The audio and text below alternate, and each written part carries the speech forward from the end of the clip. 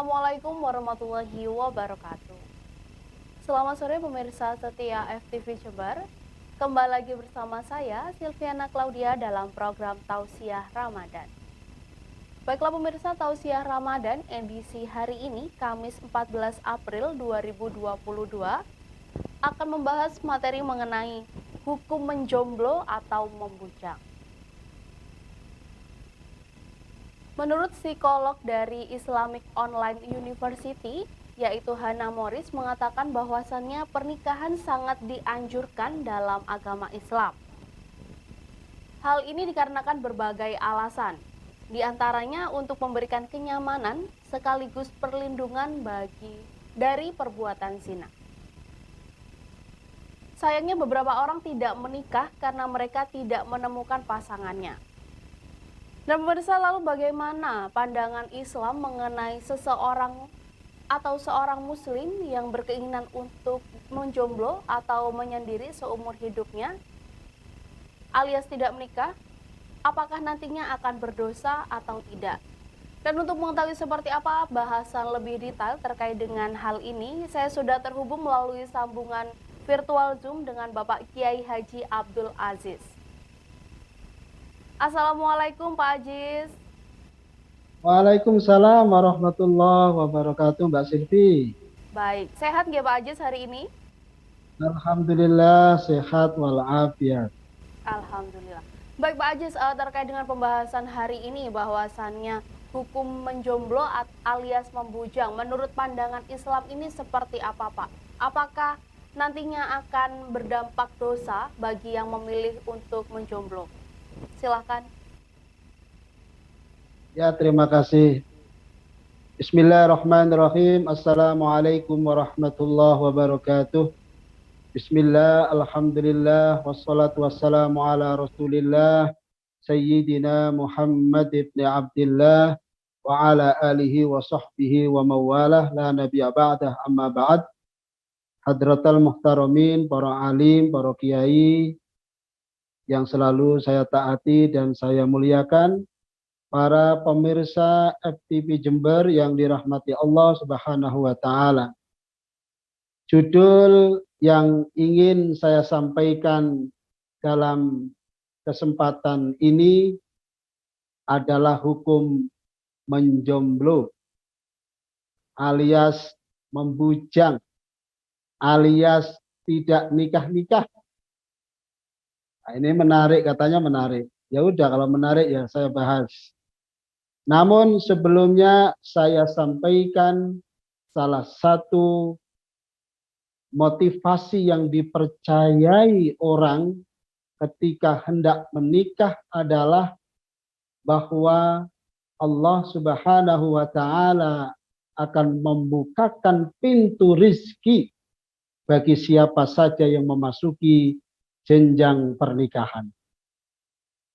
Janji tersebut dalam surat An-Nur, surat ke-24 ayat 32. Allah dawuh, Bismillahirrahmanirrahim. Wa ankihul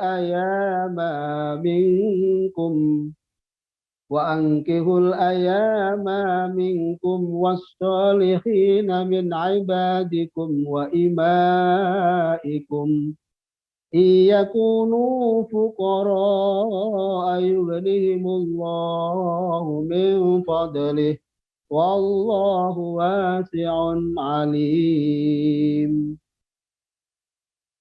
Wa ankihul ayama minkum, dan nikahkanlah orang-orang yang masih membujang, menjomblo di antara kamu. Was-salihina min ibadikum wa imaikum, dan juga orang-orang yang layak menikah, min ibadikum wa imaikum, dari hamba-hamba sahayamu yang laki-laki dan perempuan. Diteruskan, iyakunu fuqara, jika mereka itu miskin, jika mereka itu tidak punya harta benda, yughnihimullahu min fadlih. Allah akan memberi kemampuan kepada mereka dengan karunia-Nya. Wallahu wasi'un alim. Allah maha luas dan maha mengetahui. Para pemirsa FTV yang dirahmati oleh Allah, itu adalah surat An-Nur ayat 32.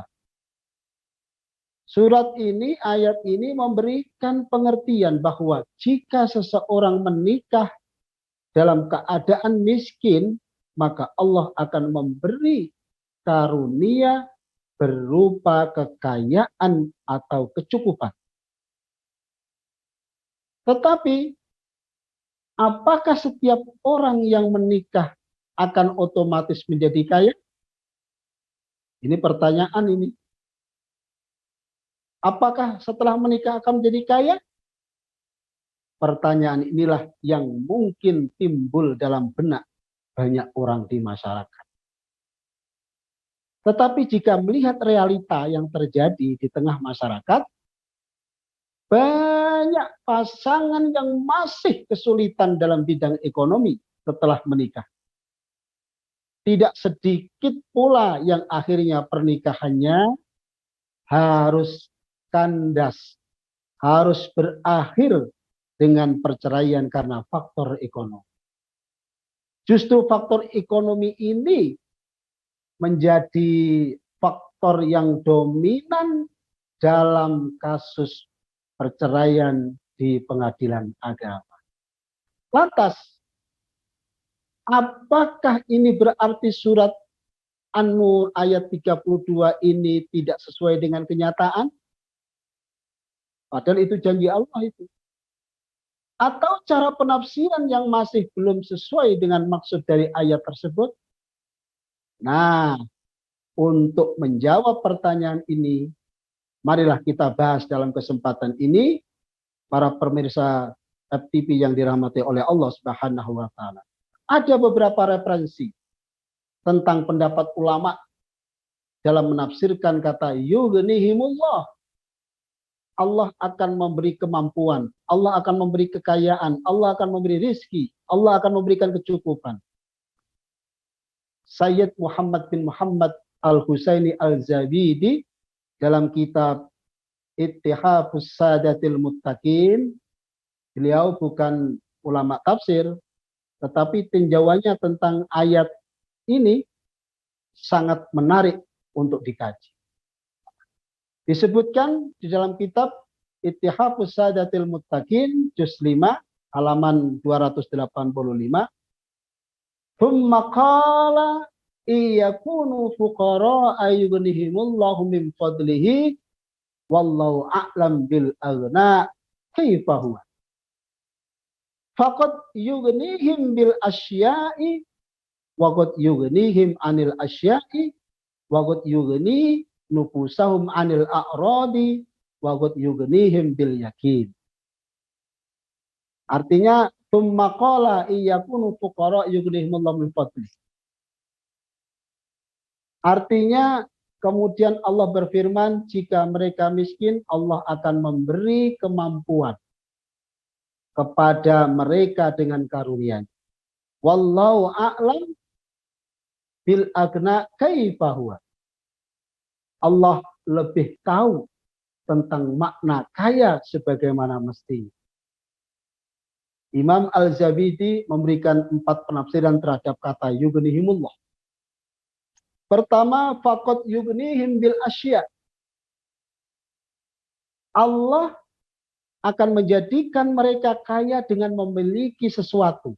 Artinya, setelah menikah, orang tersebut akan mendapatkan anugerah berupa harta benda. Sehingga menjadi kaya secara materi. Penafsiran inilah yang bisa dipahami secara umum di masyarakat tentang ayat ini. Yang kedua, waqad yughnihim anil asya. Yang kedua, terkadang Allah akan menjadikan ia kaya dengan tidak membutuhkan sesuatu. Allah akan menjadikan pasangan kaya dengan tidak membutuhkan atau tidak punya keinginan memiliki sesuatu. Penafsiran kedua ini bisa dimaknai dengan kekayaan itu bukan terletak pada apa yang dia miliki atau apa yang dimiliki, tetapi pada apa yang dibutuhkan dan diinginkan. Semakin banyak hal yang tidak kita butuhkan atau inginkan, maka pada dasarnya kita semakin kaya. Karena kita tidak perlu mengejar atau mendapatkan sesuatu tersebut. Bisa jadi orang yang terlihat miskin karena ia terlalu banyak memiliki keinginan dan tidak mampu membeli apa yang ia inginkan, walaupun sebenarnya hartanya banyak. Sebaliknya, ada orang yang terlihat kaya walaupun tidak memiliki banyak harta karena ia tidak memiliki banyak keinginan atau kebutuhan terhadap berbagai macam benda tersebut sehingga hidupnya menjadi cukup. Kemudian penafsiran yang ketiga, waqad yughni nufusahum 'anil a'rad. Terkadang Allah akan menjadikan hatinya kaya dengan tidak menginginkan harta benda.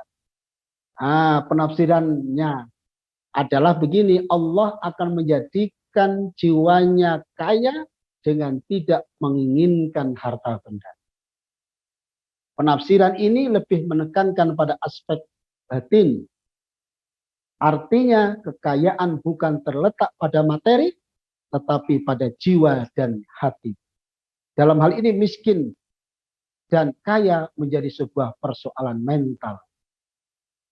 Seringkali bisa dilihat dalam kehidupan sehari-hari orang yang terlihat kaya tetapi memiliki mental orang tidak punya. Sehingga terkadang mau merendahkan diri untuk mendapatkan sesuatu. Raskin miliknya orang miskin, dia ngaku-ngaku miskin, padahal dia kaya. Ada bantuan dari pemerintah, ada bantuan dari apa, dia merendahkan diri untuk mendapatkan sesuatu itu. Sebaliknya, ada orang yang terlihat miskin, tetapi mental dan jiwanya seperti orang kaya. Tetap menjaga kehormatan dirinya, tidak mau minta-minta, dan tetap bekerja keras untuk memenuhi kebutuhan hidup tanpa memandang dirinya sebagai orang miskin. Ma'asyiral muslimin rahimakumullah. Dan yang keempat penafsirannya, waqad yughnihim bil yakin. Dan terkadang Allah akan menjadikan ia kaya dengan keyakinan. Ini penafsirannya yang keempat ini begini, Allah akan menjadikan kaya dengan keyakinan. Dalam menjalani kehidupan sehari-hari, khususnya dalam kehidupan rumah tangga. Keyakinan adalah modal sangat penting karena dalam menghadapi berbagai macam permasalahan rumah tangga. Seringkali merasa tidak mampu menghadapi problem itu, tetapi jika memiliki keyakinan kepada Allah Subhanahu wa taala yang maha kuasa, maha berkehendak, maha memberikan pertolongan, maka permasalahan besar akan menjadi kecil dan kita akan kuat menghadapi. Kekuatan menghadapi permasalahan berasal dari keyakinan yang ada di dalam hati. Karenanya keyakinan adalah anugerah yang luar biasa dari Allah Subhanahu wa taala kepada kita semua. Ma'asyiral muslimin, pemirsa FTV yang dirahmati oleh Allah. Dengan pendapatan yang masih sangat minim, tanpa anugerah keyakinan yang diberikan Allah, rasanya tidak mungkin bisa bertahan hidup dalam keadaan seperti itu. Tetapi anugerah dari Allah Subhanahu wa taala kepada hambanya yang mau memasuki jenjang pernikahan. Allah menjanjikan sebuah anugerah yang harus dipahami adalah anugerah bukan hanya soal kekayaan materi, harta benda, mungkin saja anugerah itu jika tidak diberi harta yang berlebih, akan diberi hati dan jiwa yang kaya dan lapang, sehingga tidak memiliki banyak keinginan. Tidak hanya itu, mungkin anugerah juga berupa keyakinan penuh bahwa Allah Maha Pengasih yang akan selalu menjaga diri dari keluarga kita. Maka apakah benar pernikahan bisa membuat kaya? Jawabannya ada di dalam diri masing-masing. Para pemirsa FTV yang dirahmati Allah Subhanahu wa taala, terkhusus bagi orang-orang yang sudah waktunya dan saatnya menikah, maka menikahlah. Jangan takut, jangan cemas. Kalau takut, cemas, ya tidak nikah-nikah akhirnya. Janji Allah itu pasti akan ditepati. Allah dawuh, innallaha la yukhliful mi'ad. Sungguh Allah tidak menyalahi janji. Nah, janji Allah apa? Tadi itu, yughnihimullah, Allah memberikan anugerah kepada orang yang menikah. Jika setelah menikah tidak menjadi kaya harta misalnya, maka barangkali Allah memberi kecukupan yang lain. Bisa saja berupa kaya jiwa, kaya hati, kaya kebahagiaan, kaya senang, dan lain sebagainya. Saya menyarankan, jangan sampai menjomblo, jangan sampai membujang, jangan sampai tidak nikah-nikah. Karena Rasulullah SAW dawuh, ya ma'syarasy syabab, man istata'a minkumul ba'ah falyatazawwaj. Fa innahu aghaddu lil basar wa ahsanu lil far wa man lam yastati' fa alayhi bis-shaum fa innahu lahu wija. Hai sekalian pemuda, barang siapa di antara kalian sudah memiliki kemampuan, al-ba'ah itu kemampuan, falyatazawwaj, maka kawin. Jangan menjomblo, kawin. Menikah.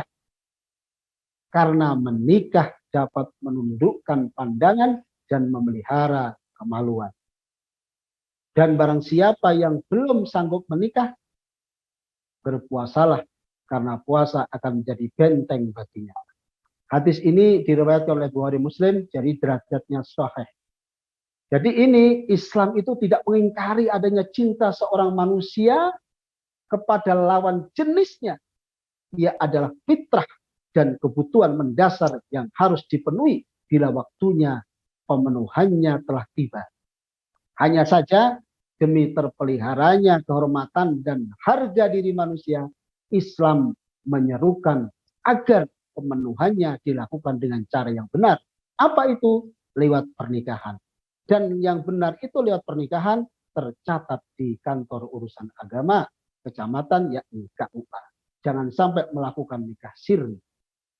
Lewat hadis ini Rasulullah SAW menganjurkan kepada pemuda atau siapapun yang merasa muda, atau yang berjiwa muda, yang sudah berkemampuan untuk segera menikah. Mampu di sini bisa diartikan mampu secara fisik, mampu keilmuan, mampu mental, ataupun secara finansial. Rasul mencela orang yang hidup membujang. Ingat, Rasulullah SAW itu mencela orang yang hidup membujang. Padahal ia sudah berkecukupan, sudah mampu. Ataupun yang menunda-nunda pernikahan karena alasan ini, alasan itu, alasan yang tidak syar'i. Padahal ia sudah mampu untuk menikah. Rasulullah SAW dawuh, an-nikahu min sunnati. Faman lam ya'mal bisunnati falaysa minni. Wa tazawwaju fa inni mukafirun bikumul umam. Wa man kana dza taulin falyanki. Nikah termasuk sunnahku. Barang siapa tidak mengamalkan sunnahku, ia tidak termasuk golonganku. Menikahlah kalian, karena aku bangga dengan banyaknya umatku.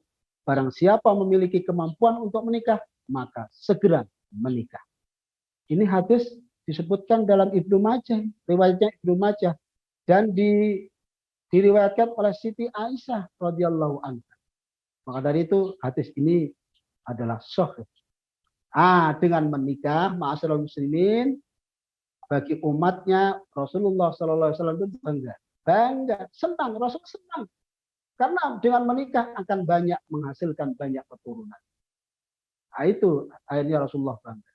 Dan Rasul mencela orang yang menjomblo, orang yang membujang, orang yang tidak nikah-nikah. Pernah ada suatu riwayat ini, Abu Dzar meriwayatkan bahwa Rasulullah itu pernah mencela seorang sahabat bernama Akab bin Bashar At-Tamimi, yaitu seorang pemuda kaya, seorang sahabat yang kaya, tetapi dia enggan menikah, dia menjomblo.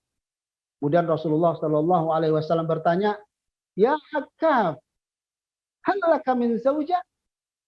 Hei Akab, apakah kamu mempunyai seorang istri? Ini pertanyaan Rasulullah. Kemudian Akab menjawab, qala la. Dia menjawab, tidak ya Rasul. Kemudian Rasulullah bertanya lagi, qala wala jari. Nabi bertanya lagi, tidak juga seorang budak wanita? Kemudian Akab menjawab, qala wala jariyatin. Saya juga tidak punya budak ya Rasul. Qala wa anta musirum bi khair. Wah, ini kata-katanya Rasulullah. Qala wa anta musirum bi khair. Artinya engkau dalam keadaan lapang. Kemudian bertanya lagi. Dijawab qala wa ana musirum bi khair. Ya saya lapang. Saya enggak ada tidak ada masalah sebetulnya katanya. Wa ana musirum bi khair. Saya biasa-biasa aja. Ya, jawabannya Akab begitu. Kemudian dilanjutkan, qala anta idan min ikhwani syayatin. Jadi kata Rasulullah, qala anta idan min ikhwani syayatin. Nabi mengatakan, kalau begitu kamu Akab termasuk saudara-saudara setan, begitu. Walau kunta fin nasara kunta min ruhbanihim. Seandainya kamu orang Nasrani, pasti kamu termasuk para pendeta mereka. Rasulullah melanjutkan sabdanya, inna sunnatana an-nikah. Sesungguhnya sunnahku, sunnah saya adalah menikah. Syirarukum uzzabukum. Orang yang paling buruk di antara kalian adalah orang yang masih membujang, menjomblo, tidak nikah-nikah. Ingat, ini Rasulullah ini yang bersabda ini. Wa aradilu mautakum uzzabukum. Wah ini. Dan mayat kalian yang paling hina adalah orang yang meninggal dalam keadaan masih membujang. Mumpung masih hidup, segera membujang, segera menikah. Sampai keliru. Segera menikah. Ya. Karena ini Rasulullah bersabda wa aradilu mautakum uzzabukum. Mayat kalian yang paling hina adalah orang yang meninggal dalam keadaan masih membujang, menjomblo. Diteruskan begini. Abas syaitani tamarrasuna. Apakah kalian hendak melawan setan? Ini kata Rasulullah. Kemudian ma'alis syaitani min silahin ablagh bis salihina minan nisa. Padahal tidak ada senjata setan yang paling ampuh untuk melawan orang-orang soleh selain wanita. Kecuali bagi orang-orang yang sudah illal mutazawwijun. Kecuali orang-orang yang sudah beristri. Ma'asyiral muslimin rahimakumullah. Dilanjutkan. Ulaikal mutahharunal mubarrauna minal hana. Mereka itulah orang-orang yang disucikan, lagi dihindarkan dari perbuatan keji. Jadi kalau orang itu mau menikah, itu suci, disucikan. Maka dari itu Rasulullah sabda yang terakhir, waihak ya Akab. Celaka kamu Akab. Artinya celaka di sini itu Akab itu sudah mampu menikah, sudah punya harta benda, sudah berkecukupan, lahir batin, tetapi tidak mau menikah. Akhirnya Rasulullah mencela. Waihaka ya Akab. Celaka kamu, wahai Akab. Nah, itu. Hadis ini disebutkan dalam Musnad Ahmad. Hadis ini kalau tidak salah nomor 20.477. Nah, terlepas dari derajat hadis ini sahih atau lemah, yang terpenting dari segi konten, dari segi matan, semangat dari hadis tersebut sebenarnya sangat baik. Jika memang sahih. Pernah berpesan Rasulullah bahwa orang yang sudah berkecukupan secara materi dan mampu untuk menikah lalu tidak melakukannya sangat potensial terkena godaan duniawi berupa hubungan yang bisa haram dengan perempuan. Hadis ini menjadi dalil kesunahan seseorang untuk segera menikah ketika sudah memiliki ba'ah yang oleh para ulama ditafsirkan mencakup kemampuan fisik biologis maupun kemampuan harta benda. Jika keduanya belum terpenuhi atau salah satunya, para ulama kemudian menurunkan hukum pernikahan menjadi beberapa macam. Bisa sunnah, bisa boleh, bisa makruh, ataupun haram. Tergantung kondisi seorang muslim. Seperti ceritanya Akab tadi itu, dia sudah berkecukupan, sudah sehat lahir batin, maka itu sudah kategori sudah wajib, maka tidak boleh menjumpai. Ada juga hadis lain yang kira-kira memiliki pesan yang sama tentang warning, peringatan bagi sebuah keluarga yang putrinya dilamar oleh orang baik-baik namun tidak menerimanya, ditolak. Wah, ini ditolak. Nah, kalau sudah ditolak, kadang-kadang dukun bertindak. Gitu. Hadis tersebut diriwayatkan oleh Ibnu Majah dalam kitab sunannya dari Abu Hurairah sahih.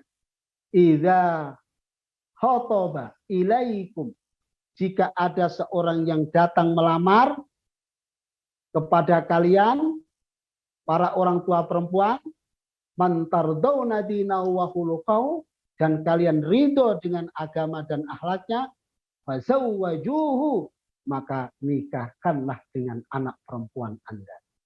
Ingat, jadi akhlaknya bagus, agamanya bagus. Nah, kemudian melamar, tidak diterima, ini nggak boleh. Kalau sudah sama-sama cinta, maka tidak ada alasan bagi para wali untuk menolak. Kalau ditolak, ini kalau di Banyuwangi bisa ada adat nikah kawin colong. Jadi malam harinya dicolong, diajak lari untuk menikah. Nah, itu illa taf'alu takun fitnatun fil ardi wa fasadun arid. Nah, ini jika tidak kalian lakukan menikah akan terjadi fitnah. Nah, tadi itu dicolong, dibawa lari, kawin lari akhirnya akan terjadi fitnah di muka bumi dan kerusakan yang meluas. Nah, bisa jadi ini anak-anak perempuan yang dia tidak dinikahkan oleh walinya, dia lari, bisa saja nanti pulang-pulang bisa hamil. Akhirnya LKMD, lamaran kiri metang dise. Hadis tadi itu disebutkan dalam Miskatul Masabih, juga Jami'ut Tirmidzi. Hadisnya dihasankan oleh Albani dalam Sahih At-Tirmidzi. Dari hadis ini kita dapat menyimpulkan bahwasanya dalam memilihkan pasangan hidup bagi anak perempuannya, orang tua seyogianya tidak memberikan pertimbangan terlalu ketat. Terlalu ketat. Kecuali dalam persoalan agama dan akhlak. Kalau akhlak dan agama harus ketat. Karena itu jika terlalu fokus kepada selain dua hal tersebut, misalkan kepada harta benda, fisik, pilih menantu yang berpangkat, pejabat, konglomerat, ya angel. Sehingga membuat anak putrinya tidak kunjung menikah atau menyulitkan pria tadi. Maka kemudorotan yang ditimbulkan lebih besar meskipun tergesa-gesa dalam memilih pasangan hidup memang tidak dianjurkan. Memang harus selektif. Tapi kalau sudah memenuhi dua unsur tadi itu, jangan sampai kita menolak. Para pemirsa FTV Jember yang dirahmati Allah, ma'asyiral muslimin rahimakumullah. Yang terakhir, nah ini yang terakhir. Semoga tausiah ini menjadi tanbih. Nah, tanbih itu peringatan atau pengingat dan tambahan ilmu, referensi, literasi bagi kita semua. Semoga bermanfaat. Nah, bermanfaat di sini apa? Yang masih membujang, menjomblo, belum nikah-nikah, segera untuk menikah. Demikian kurang lebihnya saya mohon maaf. Semoga seluruh amal ibadah kita di bulan Ramadan selalu mendapatkan ridho dari Allah Subhanahu wa taala. Innama ana muballighun wallahu yahdi wa innama ana qasimun wallahu yu'ti. Wassalamualaikum warahmatullahi wabarakatuh. Waalaikumsalam. Waalaikumsalam warahmatullahi wabarakatuh. Baik, disampaikan terima kasih kepada Bapak Kiai Haji Abdul Aziz, di mana beliau merupakan Kepala KUA Sempu Banyuwangi, karena telah berbagi ilmu bersama kami di sore hari ini di program Tausiah Ramadan. Terima kasih Pak Aziz, sehat selalu dan selamat menjalankan ibadah puasa. Alhamdulillah. Baiklah pemirsa, hari ini Tausiah Ramadan yang bertemakan hukum menjomblo atau membujang dalam pandangan Islam telah dipaparkan secara detail dan jelas oleh Bapak Kiai Haji Abdul Aziz tadi. Sekian Tausiah Ramadan edisi hari Kamis 13 April, maksud kami 14 April 2022 hari ini. Kita akan bertemu lagi dalam program Tausiah Ramadan esok. Saya Silviana Claudia beserta segenap bertugas pamit mohon undur diri dari hadapan Anda. Assalamualaikum warahmatullahi wabarakatuh. Waalaikumsalam warahmatullahi wabarakatuh.